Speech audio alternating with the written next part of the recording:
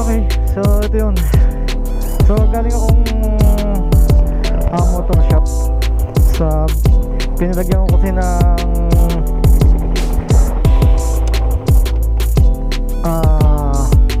kwento epoxy para mawala yung parang sipon-sipon.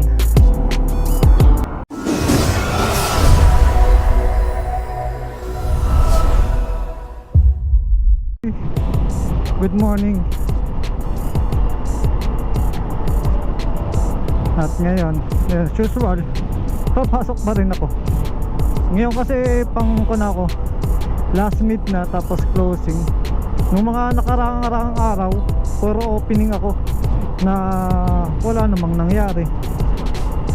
Opening lang. Wala akong nagawang activity. Kasi nagkuna ko, naghabol ako ng tawag ito, pahinga. Pinahinga ko yung aking katawan. Chef Jessie, Chef Jessie. Isa. Ganda sa akin ng Chef Jessie ah.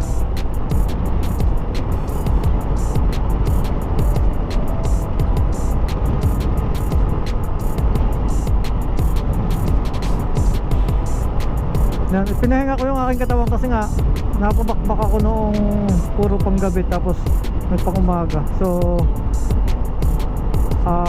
ang bawi ko lang nung pagkaka-out ko sa hapon. So yun, tulog lang tayo. Tulog.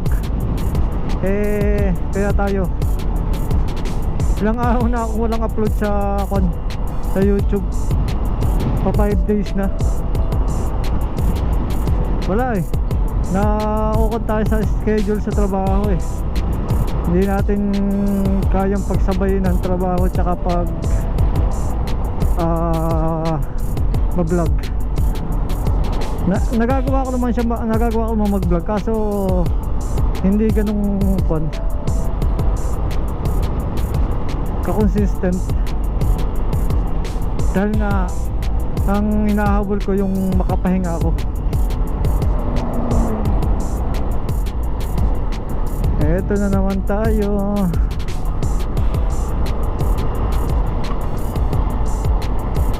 Lalo na ito sa ngayon darating na Holy Weekend, Holy Week. Ang haba nito, halos isang linggong yun, holiday. So talagang expect natin dito sa Tagaytay na sobra yung nagiging traffic. Wow, ano itong motor to? Ganda ng motor na yun classic look.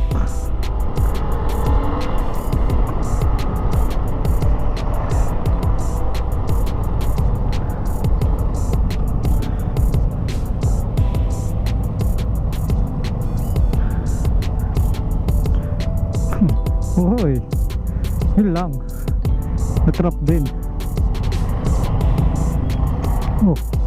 Munti ka pang mabangga boy.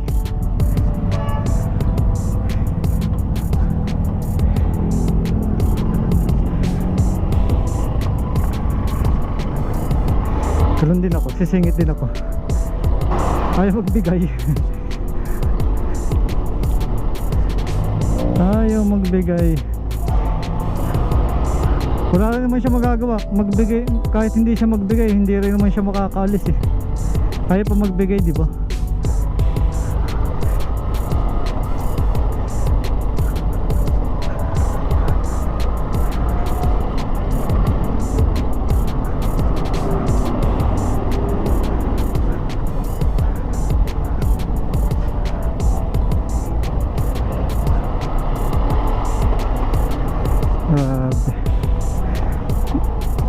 Buti na lang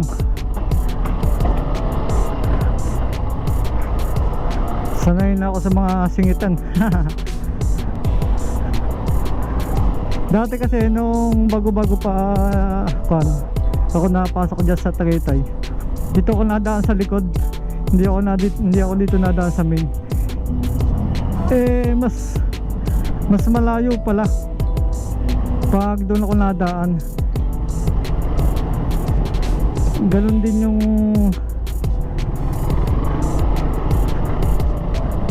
sumo sa gas. Kala ko mapapabilis, hindi rin pala, mapapatagal lalo ako. Pati sa gas, mataas konsumo din sa gas. Nung dito na ako dumaan, yung biyahe ko papasok, napapabilis kahit na dumadaan tayo sa traffic. Kasi hindi rin naman ako nata-traffic kasi nga ito, tulad dito nakakasingit ako, so mabilis pa rin. Yun nga lang, may interrupt, ang daming hazard. Pero pag natapos to, mabilis na, maganda ng flow ng traffic dito pag natapos yung overpass na yun.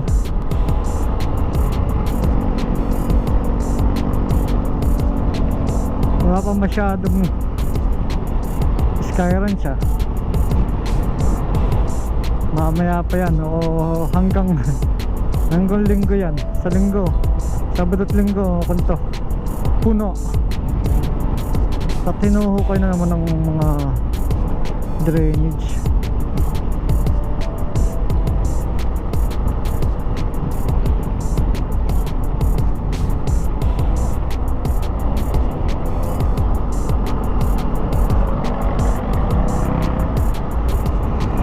Uy, ano yun?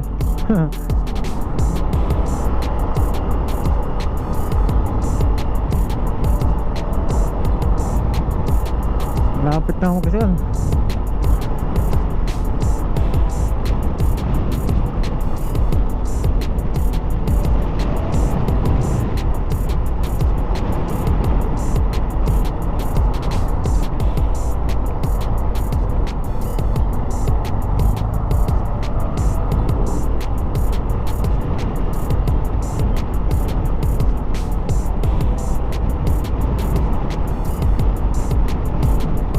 Init ang pagbabik ni kuya.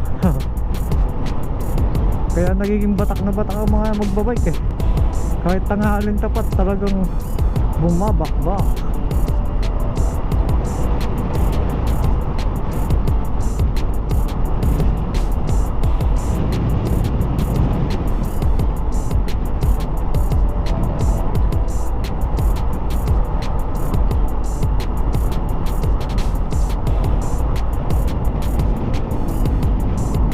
Luwag pa dito.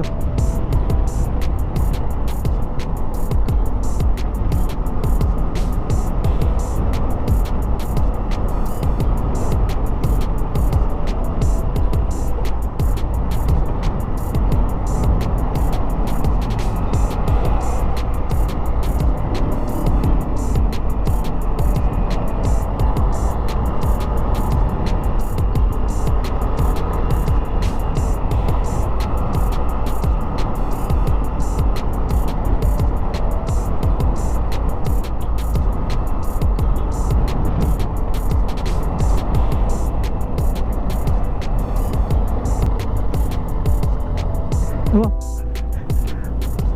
walang tao may bisita. Okay, so yun, ako ay out na.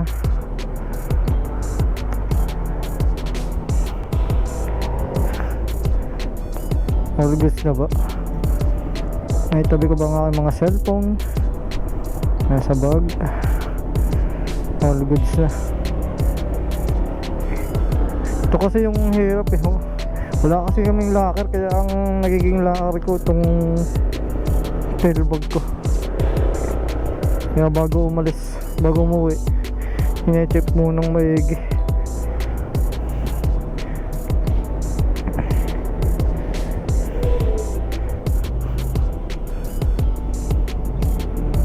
Nasipul ah. Ano ba nasipul ere? Andito muloy.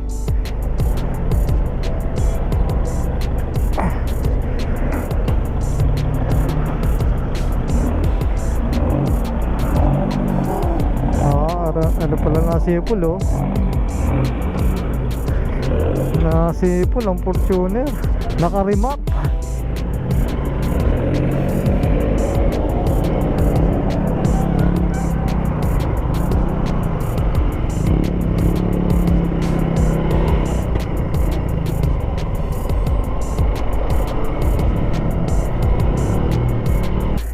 So galing akong motor shop. Sa pinalagyan ko kasi ng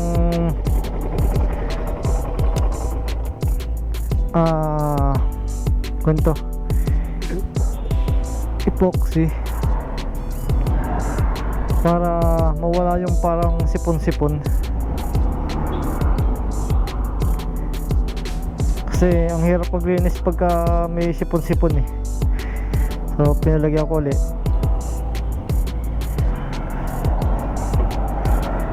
para lang hindi tumagas pati ito. Ayan,